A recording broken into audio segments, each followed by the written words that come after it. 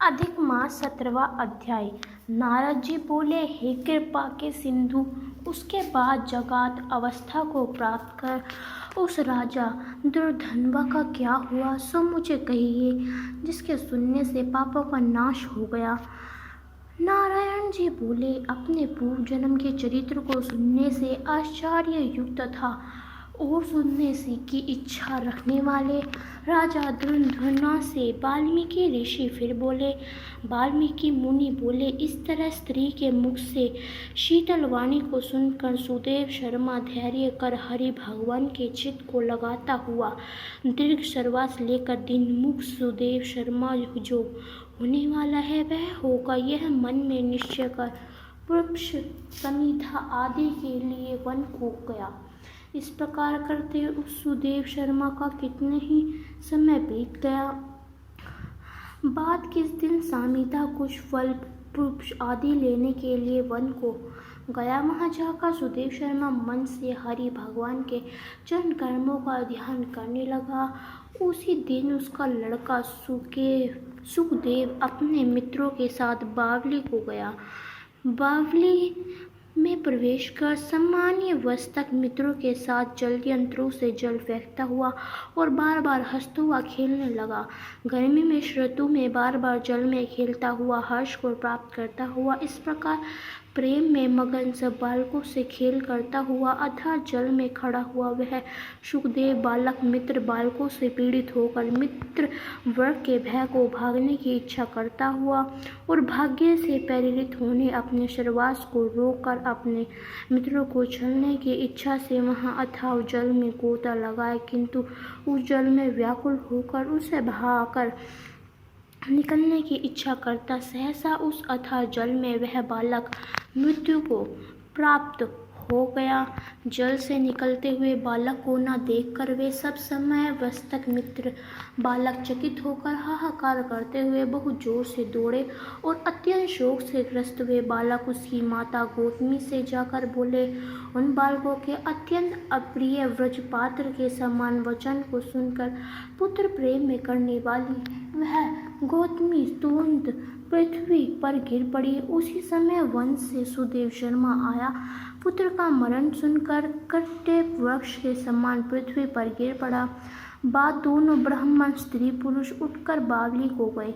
वहां जाकर मृत पुत्र का आलिंगन कर उसके शरीर को गोद में लेकर सुदेव शर्मा बारंबार पुत्र का मुख चूमने लगा। अपने गोद में स्थित मृत पुत्र को बार बार देखता हुआ रोता विलाप करता गदगद अक्षर से बोला। सुदेव शर्मा बोला, हे पुत्र, मेरे शोक को नाश करने वाले शीतल सुंदर शुभ वचन को बोले। हे वत्स, मेरे मन को प्रसन्न करो। वृद्ध माता पिता को छोड़कर तुम जाने के योग्य नहीं हो। हे वत्स, विधान के लिए तुम्हारे श्रेष्ठ मित्र बुला रहा है और अपने बड़े हर्ष से पढ़ने के लिए उपाध्याय तुमको बुला रहे हैं। हे पुत्र, शीघ्र उठो, इस समय क्यों सो रहे हो? तुमको छोड़कर घर नहीं जाऊंगा। घर में मेरा क्या काम है? तुम्हारे बिना इस समय मेरा घर शून्य जंगल के समान हो गया है। तुमको फल मूल प्रिय हो तो मेरे सामने से उठो। यदि तुम नहीं उठोगे तो वन को भी नहीं जाऊंगा। वन में क्या काम है? मैंने कोई निंदित काम नहीं किया और ब्राह्मण हत्या में भी नहीं कि फिर किस कर्म के फल से मेरा पुत्र मर गया? ओहो ब्राह्मण, तुमने ऐसा करके कौन सा बड़ा फल प्राप्त किया? हे निर्दय व्रत, दिन में मेरे नेत्र को लेकर निधन का धन और दोनों स्त्री पुरुषों का सहारा इस पुत्र को हरण करते हुए तुमको लज्जा क्यों नहीं आई? होती सुवेत्र तुम दयालु को हो, परंतु मेरे विश्व में नित्य हो गए। सो क्यों? ओह आश्चर्य है, मेरे भाग्य से यह उल्टा कैसा हुआ? स्वभाव से सुंदर पुत्र की खोज इस समय मैं क्या कहाँ करूँ? हे पुत्र, तुम्हारे मुख और सुंदर नेत्र को कहाँ देखूंगा? मेघ जल को बरसाता है, पृथ्वी धान्य को पैदा करती है, पर्वत रत्नों को, समुद्र मुक्ताकार मणि को देते हैं, परंतु उस देश को नहीं देखता हूँ जहाँ मरा हुआ पुत्र मिलता हो, जिसके शरीर का आलिंगन कर हृदय के तप को छोड़ता है वह। हे वत्स, तुम एक बार शीघ्र वचन सुनाओ और दया करो। तुम्हारी माता लज्जा छोड़कर चिल के सम्मान अत्यंत विलाप करती है। हे पुत्र, उसको देखकर तुमको दया क्यों नहीं पैदा होती है? माता पिता की आज्ञा बिन तुम कभी भी नहीं गए। हे पुत्र, हम दोनों से बिना पूछे ही दूर के मार्ग को गए, और क्या इस समय किसके वेदन की उत्तम वाणी को सुनूंगा?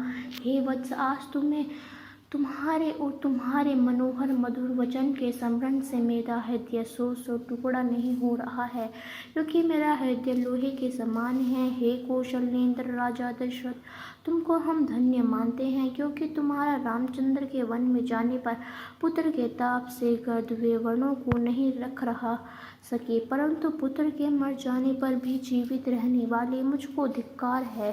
हे गोविंद, हे विष्णु, हे युगनाम, हे नाथ, हे ऋषिमुनि, हे प्राप्ति, हे मुरारी, हे दीन पर दया करने वाले, हे दयालु पुत्र स्वरूप अग्नि के समान ताप में संपत मेरी रक्षा करो। हमारे समान श्रेष्ठ दूसरा कोई नहीं है, जो देव की पुत्र श्री कृष्णचंद्र के वचनों का उल्लंघन कर पुत्र में दुर्वासा की को न भागा पुष्प भाग्य में रहने वाली वस्तु को प्राप्त कर सकता है।